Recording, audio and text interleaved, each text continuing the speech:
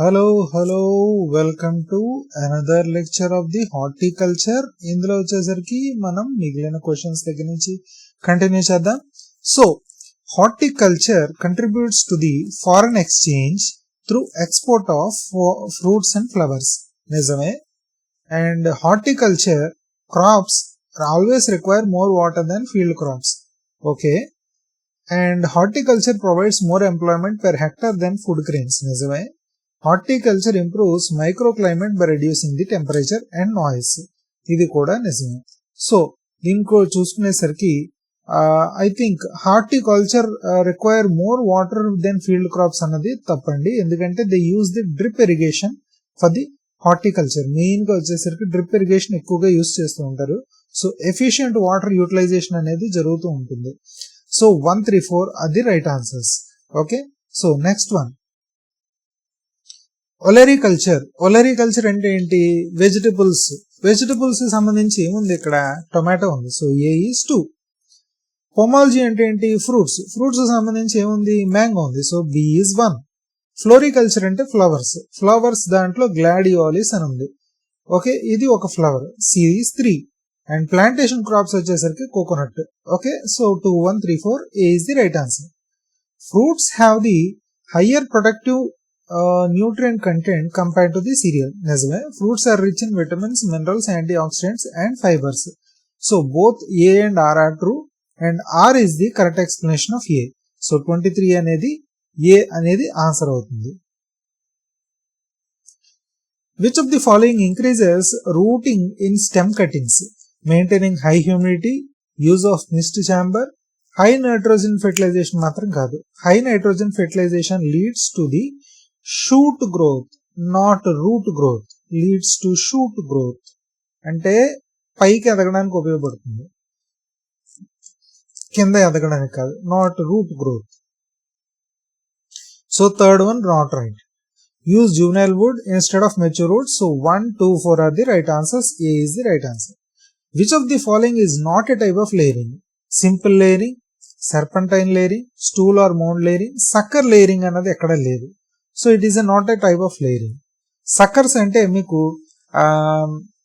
గులాబీ పువ్వులు తీసుకున్నారనుకోండి, గులాబీ మొక్కలు చెట్లు, మీరు పైన లీవ్స్ కట్ చేసేగానే, అదే స్టెమ్స్ కట్ చేసేగానే పక్క నుంచి కొత్తగా పొగరు పొడుచుకుంటూ వస్తూ ఉంటాయి. వాటిని సక్కర్స్ అంటూ ఉంటారు. అలాగే మీరు అరటి చెట్లు చూసుకున్నారనుకోండి, ఆ అరటి దుంపకి ఇంకా కొన్ని మొలకలు వచ్చేసి అక్కడి నుంచి కూడా అరటి చెట్లు రావడానికి వస్తూ ఉంటాయి, ప్రయత్నిస్తూ ఉంటాయి. వాటిని సక్కర్స్ అంటారు. ఈ సక్కర్స్ ఏంటంటే మెయిన్ ప్లాంట్ కి అందాల్సిన న్యూట్రిషన్ అంతా ఇవి దొబ్బేస్తూ ఉంటాయి. సో అందుకనే ఈ సక్కర్స్ వాటిని ఏమంటారు, చేసుకోకుండా ఉంచుకుంటారు. ఇదేమి లేయరింగ్ కాదు యాక్చువల్గా. Next one, statements about grafting. Vigorous root stocks generally improves iron performance. నిజమే. Grafting enables combining desirable traits of two plants. నిజమే. Grafting incompatibility never appears after several years. ఒక్కోసారి several years తర్వాత కూడా appear అవ్వచ్చు. We are not sure about that. Cambial contact is essential for the successful graft and union. So 1, 2, 4 are the right answers. Okay. So 26 వచ్చేసరికి 1, 2, 4 are the right answers. Okay. Next, epicotyle grafting is commonly used in mango. So epicotyl grafting అంటే ఏంటి? ఒక మొక్క 10-15 రోజులు వ్యవధిలో ఉన్న age లో ఉన్న మొక్క, ఇంకా దాని సీడ్ ఏదైతే కాటిల్డమ్స్ ఉంటాయో అవి ఇంకా ఊడి పడవు. అటువంటి మొక్కని కట్ చేసేసి గ్రాఫ్టింగ్ చేస్తారు. ఇక్కడ కట్ చేసేసి ఇంకో మొక్కని, ఇంకొక ఎలాంటి జూనైల్ ప్లాంట్ ని తీసుకొచ్చి మామిడి దాన్ని గ్రాఫ్టింగ్ చేస్తారు. సో క్యాజువల్ ఈ ఎపికోటైల్ గ్రాఫ్టింగ్ కూడా ఉపయోగపడుతుందని అంటూ ఉంటారు. సో ఇది మ్యాంగోలో కూడా ఉపయోగపడుతూ ఉంటుంది అంటారు. యాక్చువల్గా మీకు చెప్పాలంటే గ్రాఫ్టింగ్ అంటే ఏంటి? ఒక మొక్కలో ఉన్న క్వాలిటీ ఇంకో మొక్కలోని రావడం కోసం మనం గ్రాఫ్టింగ్ అనేది చేస్తాం. దీన్ని ఎప్పుడూ కూడా లేయరింగ్ తో కన్ఫ్యూజ్ అవ్వకండి. లేయరింగ్ వచ్చేసరికి ఈ యొక్క ఉద్దేశం ఏమిటి? లేయరింగ్ అనేది రూట్ అవ్వడం, మొదల దగ్గర ఆ రూట్స్ రావడం అనేది దాని ముఖ్య ఉద్దేశం. లేయరింగ్ అనేది, ఆ లేయరింగ్ అనేది మ్యాంగో దాంట్లో ఎయిర్ లేయరింగ్, వేరు రకరకాల పద్ధతులు అనేవి ఉపయోగించవచ్చు. బట్ గ్రాఫ్టింగ్ వచ్చేసరికి మోస్ట్ కామన్ గా ఎపికోటైల్ గ్రాఫ్టింగ్ అనేది ఉపయోగిస్తూ ఉంటారు. The epicotyl region in mango seedling in soft and allows easy cambial alignment for the grafting. Epicotyl region అంటే ఏం లేదండి, ఈ షూట్ రీజన్ ఏదైతే ఉందో దాన్ని ఎపికోటైల్ రీజన్ అంటున్నాడు. So 27th A, that is A is the correct explanation of A and A is right. Match the greenhouse component. So దీంట్లో ఏముంది, first cooling pad. Cooling pad అంటే ఏం చేస్తుంది, కూల్ చేస్తుంది. ఏ విధంగా, ఎవాపరేటివ్ కూలింగ్ ద్వారా. So B3. Exhaust fan. Exhaust fan ఏం చేస్తుంది, హీట్ ని బయటకు త్రోలేస్తూ ఉంటుంది. Draws the draws the hot air out. So D అనేది 4. షేడింగ్ నెట్ అనేది ఏం చేస్తుంది, it allows the light entry. So C is 2. Okay, and cladding material, I'm really sorry, just a minute.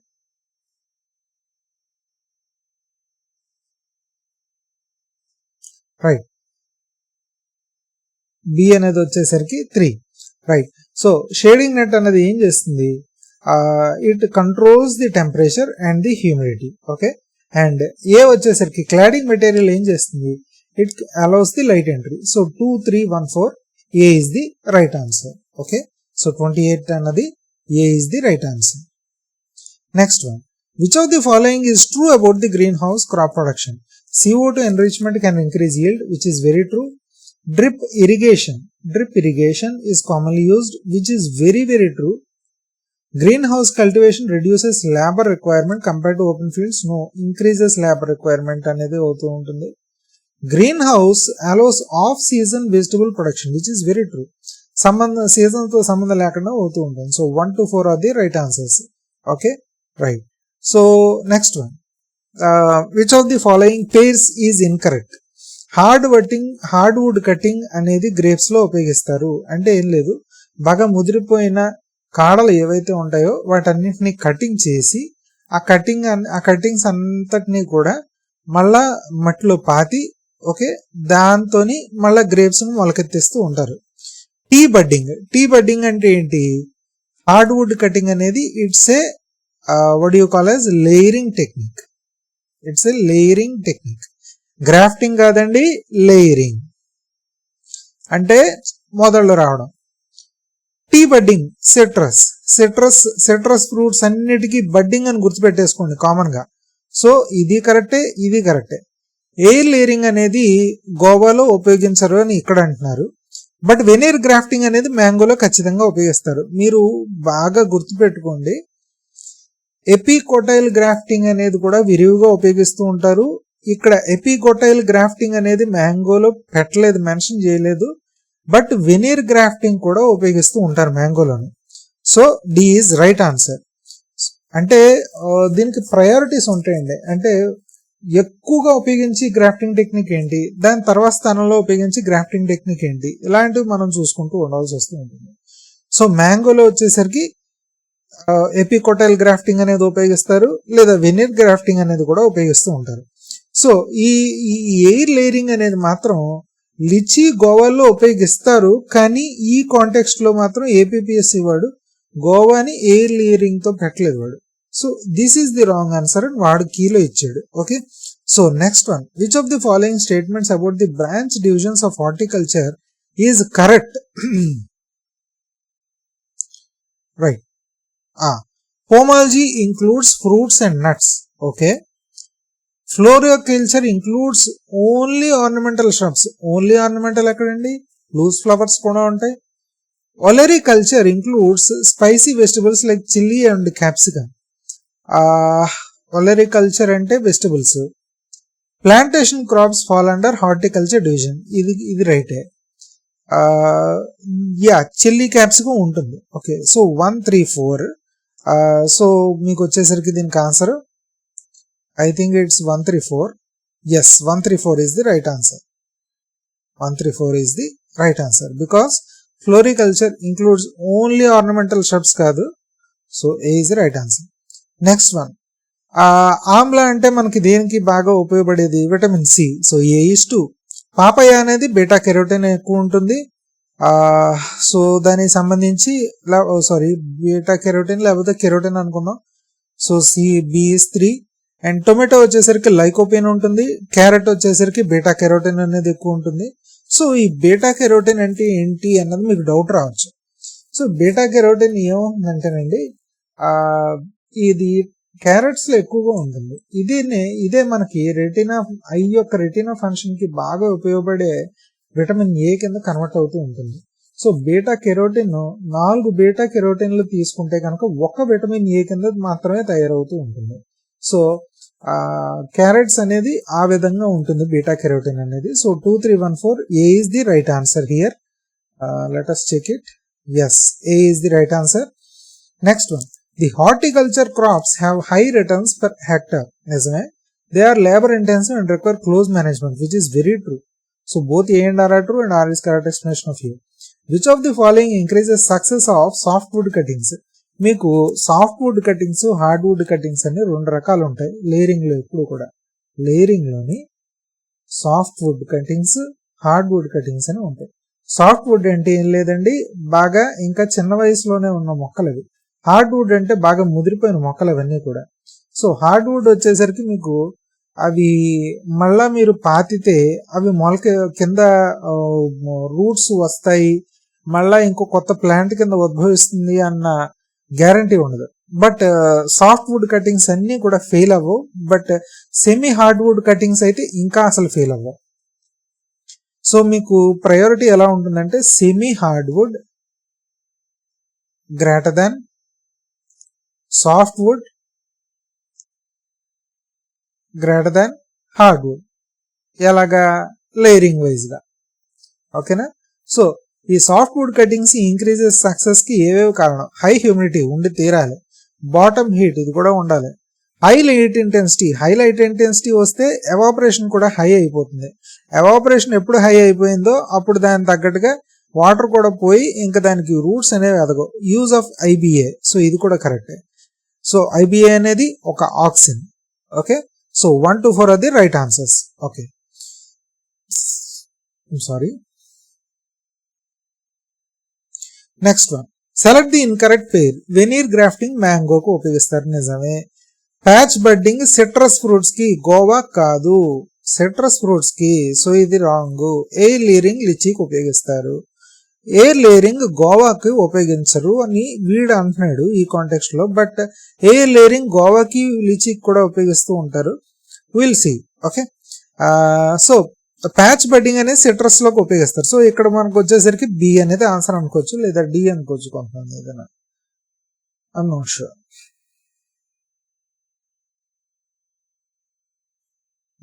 The serpentine layering requires flexible long shoots. అంటే ఏం లేదండి, సర్పంటైన్ layering అంటే ఇలాగ ఒక తీగ అంటే ఒక చెట్టు కొమ్మ ఉంది, ఆ కొమ్మ అనేది వంగబడుతుంది.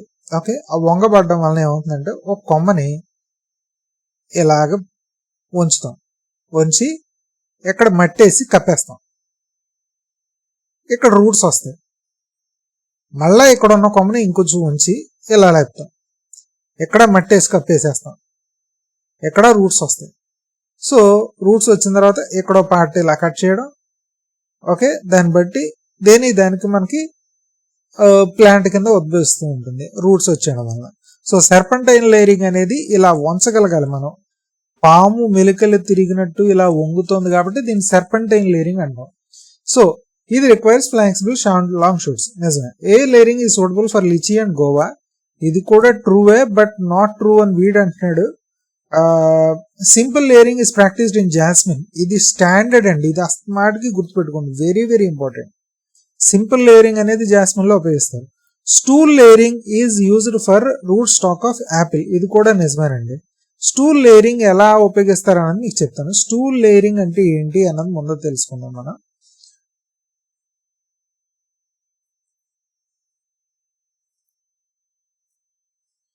ఇప్పుడు స్టూల్ లేయరింగ్ యాపిల్ దాంట్లో ఏం చేస్తారంటే, పెద్ద ఒక యాపిల్ చెట్టు ఉంది. ఓకే, దీన్ని మట్టానికి అంతా కోసి పడేస్తారు. కోసి పడేసిన తర్వాత కాపిసింగ్ అవుతుంది, అంటే పక్క నుంచి షూట్స్ వస్తాయి. షూట్స్ వచ్చి ఇలాగా చిన్న మొక్కల కింద వస్తాయి. ఇలా ఎప్పుడైతే వచ్చిందో వెంటనే మట్టితో కప్పేస్తారు వీటిని, అంటే కొంత భాగాన్ని మట్టితో కప్పేస్తారు.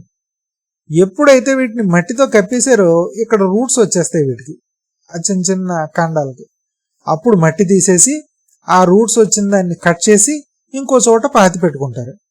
సో దీన్నే మౌండ్ లేయరింగ్ లేదా స్టూల్ లేయరింగ్ అంటారు. మౌండ్ అంటే ఇక్కడ మట్టి మౌండ్స్ కింద కప్పుతున్నాం, ఒక ఈ దెబ్బల కింద కప్పుతున్నాం.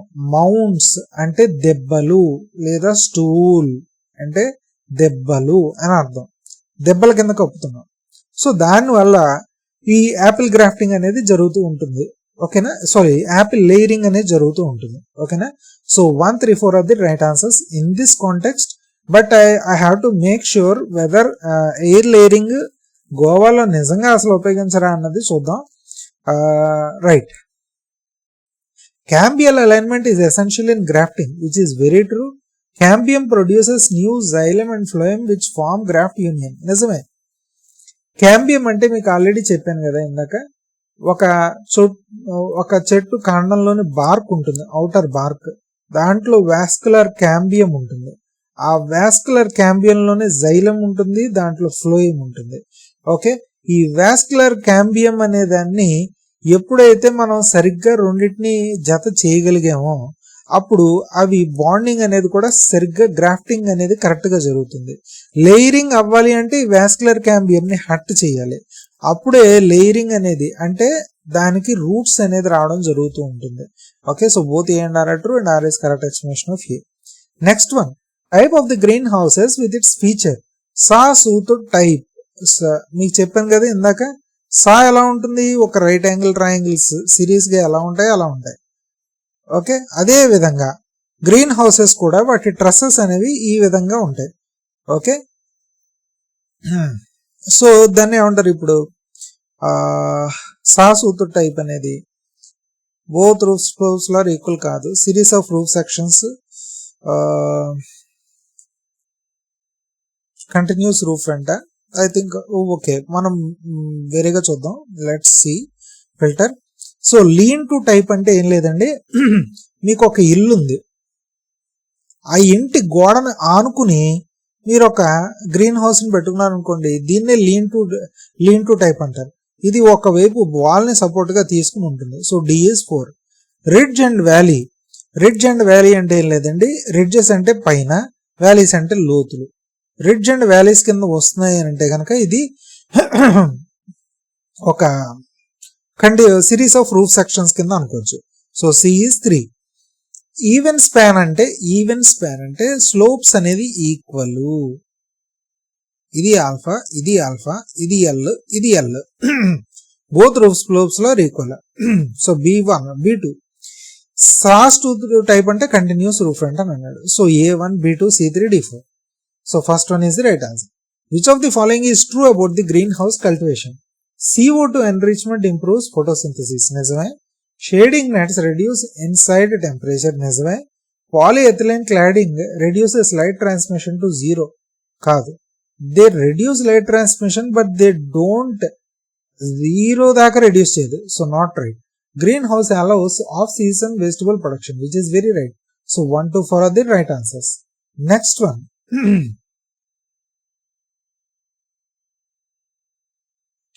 Which of the crop propagation pair is right? మళ్ళా ఇక్కడికి వచ్చాడు, గోవా ఎయిర్ లేయరింగ్ అంటున్నాడు, కానీ కరెక్ట్ కాదని వీడి ఉద్దేశం. Mango soft wood graftings only, okay. Citrus hard wood cuttings, ఇది కరెక్ట్ కాదు. సిట్రస్ అనేది ఎప్పుడు కూడా బడ్డింగ్ అండి, బడ్డింగ్ వల్ల వస్తూ ఉంటుంది. Litchi air layering, okay. So వీడి ఉద్దేశం ఏంటంటే నాకు తెలిసి ఏడి ఇక్కడ రైట్ ఆన్సర్, ఇక్కడ తప్పు రెండు కూడా యాక్చువల్ గా చెప్పాలంటే. బట్ వీడిది వచ్చేసరికి మెయిన్ గా ఏమంటారు దాన్ని, సో వాడు ఏ అని ఇస్తున్నాడు మెయిన్ గా, బట్ ఏడి రెండు తప్పే ఇక్కడ. But I have to make sure whether guava litchi అనేది ఖచ్చితంగా ఎయిర్ లేయరింగ్ అవుతుందండి, కానీ గోవా కూడా ఎయిర్ లేయరింగ్ అవుతుంది అని నేను చదివాను.